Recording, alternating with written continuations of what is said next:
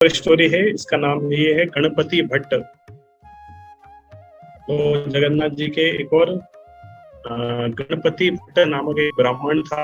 ये कर्नाटक का रहने वाला था और से गांव में रहता था। भगवान का बहुत परम भक्त था, परोपकारी था, सबके प्रति बहुत दयालु था। बहुत सारे उसके अंदर सद्गुण थे। तो भगवान का उपासक था। तो ये भगवान को इस तरह पर ब्रह्म के रूप में वो सोचता था कि भगवान पर ब्रह्म है, पर ब्रह्म परमेश्वर की कृपा और इसके इनसे मोक्ष मिल जाता है। और गणपति भट्ट हमेशा सोचता था भगवान गणपति जी की भी उपासना करता था। वो गणपति के रूप में वो भगवान का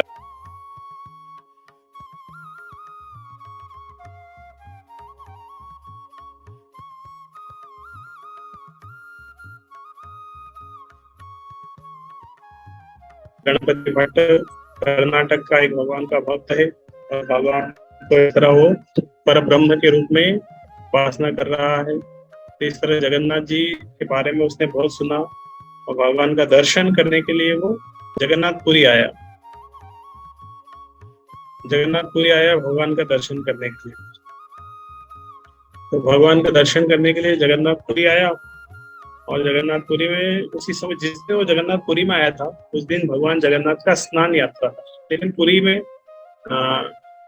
पुरी जगन्नाथ मंदिर आने से पहले तो इस तरह जब ये रास्ते में आया था तो पैदल पैदल आया, बहुत मेहनत करके, ऑस्टेरिटी करके, भिक्षा मांग के, जैसे तैसे करके। पत्थर नाला एक जगह है पुरी में अंदर आने से पहले, तो वहां पे पुरी में प्रवेश कर ही लिया, अथाल नाला से अंदर आया। और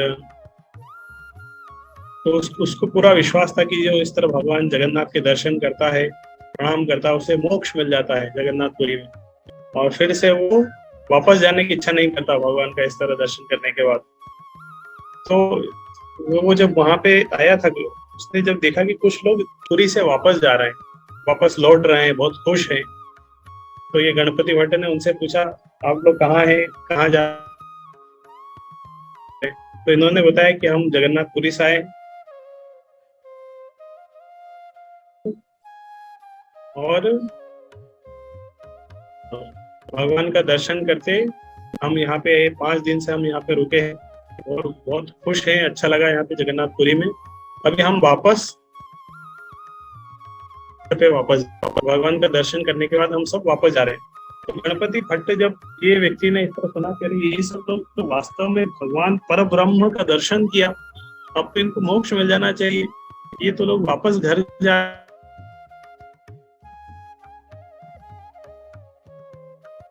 तो गणपति भट्ट इस तरह रास्ते में कुछ लोग उनसे मिले थे जो वापस जा रहे थे। जब उन्होंने इस तरह उत्तर दिया था कि हम वापस जा रहे हैं भगवान के दर्शन करके अपने अपने के घर, तो इसे अच्छा नहीं लगा गणपति भट्ट को। वो सोच रहा था इस तरह अगर कोई भगवान का दर्शन कर लेगा, पर ब्रह्म का दर्शन कर लेगा, तो वो तो यहीं रह जाएगा, भगवान परम सत्य है, उसको वापस जाने की आवश्यकता क्या है।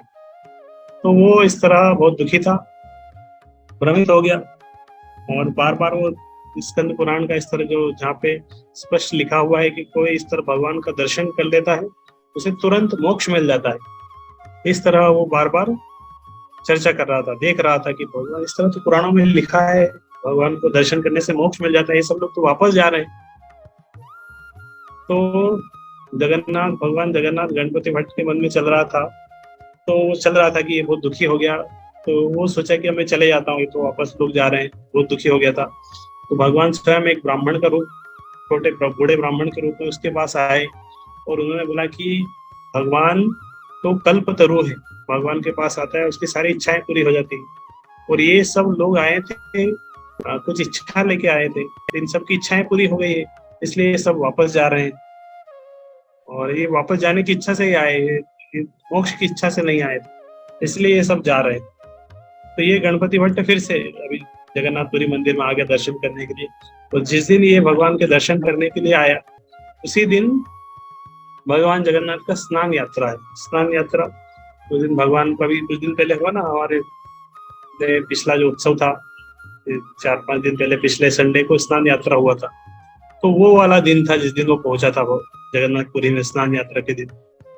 और ये गणपति भट्ट गणेश जी का भी बहुत उपासना था, और ये इसका मानना था कि ये ब्रह्म है, वो गणेश जी के आकार में होना चाहिए, सूंड होनी चाहिए, उनके कान होने चाहिए, इस तरह। तो उधर भगवान का दर्शन किया उसने, जगन्नाथ जी का दर्शन किया, लेकिन वो तो जगन्नाथ का जनरल दर्शन था, तो खुश नहीं हुआ, बहुत दुखी हो गया, और वापस जा रहा था कि नहीं नहीं, ये परब्रह्म नहीं है, परब्रह्म होते तो उनकी सूंड होती, कान होता। तो वापस जा रहा था, तो भगवान ने फिर से उसे भगवान चाहते थे उसे उसी रूप में दर्शन देने के लिए, तो भगवान ने उधर का जो पुजारी वगैरह उसको सबने वहां के इस तरह बताया, बोले मेरा भक्त वापस जा रहा है, उसको बुलाओ, और मुझे इस तरह एक किस तरह गज वेश में दर्शन कराओ, मतलब गज वेश का आभूषण पहनाओ। तो अभी जगन्नाथ रथ यात्रा के दिन हमने देखा था, इस तरह भगवान का जो वेश था वो गज वेश था, सूंड थी, कान थे। तो भगवान ने उनके पुजारी पंडाओं को बोला कि इस तरह गजानन के रूप में मेरा ड्रेसिंग करो, और भगवान ने पुजारी को बोला उसको वापस लाने के लिए, गणपति भट्ट। तो गणपति भट्ट को बहुत रिक्वेस्ट किया, बोले आप आइए, भगवान दर्शन है, भगवान का वास्तव में इसी गज वेश ही है। तो गणपति भट्ट बहुत रिक्वेस्ट किया, वापस आ गया, उसने देखा भगवान का, वो दर्शन किया, गज वेश का दर्शन किया। तो भगवान की लंबी सूंड थी, बहुत एक दांत था, कान थे। तो तो इस तरह बहुत खुश हो गया वो, आनंद में हो गया, और भगवान का इस तरह उसका पूर्ण विश्वास था। तो और भगवान का दर्शन पाने के बाद इस तरह भगवान को उसने प्रणाम किया, प्रार्थना किया, और बोल रहा था भगवान मैं आपका दर्शन करके संतुष्ट हो गया हूँ। अब मेरी विनती है कि भगवान से उसने विशेष प्रार्थना किया कि आप अब से आप हमेशा जब भी आपका इस तरह स्नान पूर्णिमा हो, आपका अभिषेक हो, आप स्नान मंडप पे आए, तो आप हमेशा ये गजानन स्वरूप में सबको दर्शन दें। इस तरह गणपति भट्ट ने भगवान जगन्नाथ से प्रार्थना किया था। तो इसीलिए अभी जब भी स्नान यात्रा होता है, तो स्नान यात्रा के बाद भगवान को ये गजानन वेश में दर्शन कराते हैं। और इसी के बाद वो सब के सामने वो भगवान का ध्यान किया, और मोक्ष को प्राप्त हुआ सबके सामने, इस तरह भगवान के साथ। तो सबने देखा किस तरह गणपति भट्ट की मुक्ति हुई। तो ये भगवान की विद्वानता है। तो ये गणपति भट्ट की स्टोरी है। एक और स्टोरी है, छोटी सी है, तो इसको सुना के हमारे आज के पास टाइम एंड हो जाएंगे। तो ये स्टोरी है गीत गोविंद और भगवान जगन्नाथ। तो गीत गोविंद एक गान है, ये उड़ीसा में बहुत प्रिय है। तो जगन्नाथपुरी के पास में एक गांव था, वहां पर पद्मा नाम की एक बालिका रहती थी, और वो बालिका एक माली की पुत्री थी, और वो गीत गोविंद बहुत अच्छा गाती थी, बहुत एक्सपर्ट थी गीत गोविंद गाने में। तो इस तरह ये पद्मा एक बार बगीचे में बैगन तोड़ रही थी, और साथ में वो सुरीली ध्वनि में गीत गोविंद गा रही थी भगवान। तो इस तरह जब गीत गोविंद गा रही थी, तो जगन्नाथ जी को बहुत अच्छा लगा वो गीत गोविंद। पद्मा जो पास के गांव में बैंगन तोड़ते हुए गीत गोविंद गा रही, तो जगन्नाथ के कानों में वो आवाज गई। तो भगवान जगन्नाथ मंदिर छोड़ के वहां चले गए उसका गीत गोविंद सुनने के लिए, और गीत गोविंद सुन रहे थे, वो गीत गोविंद गा रही थी, भगवान पीछे पीछे छुप छुप के गीत गोविंद सुन रहे थे। और इस तरह चल रहा था, और भगवान भूल ही गए एकदम, पूरे एब्जॉर्ब होके वो गीत गोविंद सुन रहे थे। तो बालिका के पीछे पीछे चल रहे थे, और इस तरह उनके कपड़े बैंगन के पौधे के कांटों में उनके कपड़े वगैरह, भगवान जगन्नाथ के कपड़े उलझ गए, फट गए, उनका दुपट्टा वहीं पे गिर गया। लेकिन भगवान तो गीत गोविंद सुनने में तल्लीन थे, उनको पता नहीं चल रहा था कपड़े फट रहे हैं, दुपट्टा गिर गया है, इसके ऊपर भगवान ने कोई ध्यान नहीं दिया। और थोड़ी देर बाद वो पद्मा बैंगन तोड़ रही थी, उसकी टोकरी भर गई और वो बगीचे से चली गई। और भगवान जगन्नाथ बहुत खुश हुए गीत गोविंद सुन के, और भगवान भी पूर्ण तृप्त होके वापस मंदिर लौट आए। तो ये सुबह शाम की बात है। तो नेक्स्ट दिन सुबह में पुजारी ने जब वो खोला, मंदिर खोला तो देखा कि भगवान के कपड़े तो फटे हुए हैं। तो शाम को तो अच्छे कपड़े पहनाए थे, लेकिन सुबह देखा कि कपड़े फटे हुए हैं, और देखा कि दुपट्टा तो गायब ही है। तो सब आश्चर्य में थे कि क्या हो गया, जगन्नाथ के कपड़े कैसे फट गए हैं, तो अस्त व्यस्त कपड़े हैं, फटे हुए हैं, और दुपट्टा नहीं मिल रहा है। तो शाम को भगवान कहाँ चले गए थे, तब पूरा इंक्वायरी हुआ, ठीक से कपड़े पहनाए, किसने पहनाया था। पुजारी बहुत चिंता हो गई, क्या हो गया जगन्नाथ जी को। राजा को सूचित किया। तो क्या हुआ, रात को क्या लीला हुई, और सारे राजा उपवास करने लग गया भगवान जगन्नाथ के लिए। इस तरह कुछ होता है पुरी में, तो पंडा लोग, राजा लोग सब उपवास कर जाते हो, कुछ खाते नहीं है, भगवान से प्रार्थना करते हैं, आप बताइए क्यों, क्या हो गया, क्या हमसे अपराध हो गया है, इसलिए आप ऐसा ये कर रहे हैं। तो भगवान राजा के स्वप्न में आके बोले, अरे तुम चिंता मत करो, ये जयदेव के द्वारा जो रचित गीत गोविंद है मुझे बहुत अच्छा लगता है, और पिछली रात्रि को एक बालिका मधुर स्वर में उसको गा रही थी, तो मैं उस मोहित होके वो सुनने के लिए चला गया था। और बैंगनों के बगीचे में मैं घूम रहा था, तो उसी के कांटों में मेरे कपड़े फट गए, तो वहीं उद्यान में मेरा दुपट्टा भी कहीं गिर गया। कोई चिंता की कोई बात नहीं है, तुम्हारी कोई गलती नहीं है, तुम अच्छे से सेवा कर रहे हो, और इसलिए मैं निवेदन करता हूँ कि मैं रोज शाम को शयन से पहले उस कन्या को प्रतिदिन मंदिर में बुलाओ, और वो मेरे समक्ष रोज गीत गोविंद गोविंद गाएगी।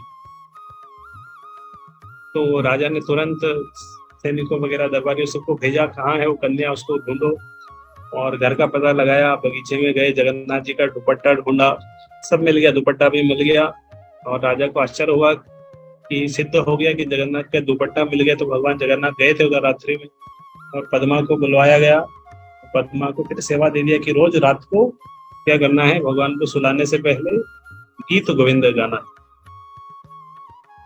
और इस तरह राजा ने फिर उस पद्मा, उसके पूरे परिवार के सारे सदस्यों की पुरी में अच्छे से रहने की सारी व्यवस्था करवाई, और वो उसका सेवा दिया कि रोज जगन्नाथ जी को गीत गोविंद सुनाना है।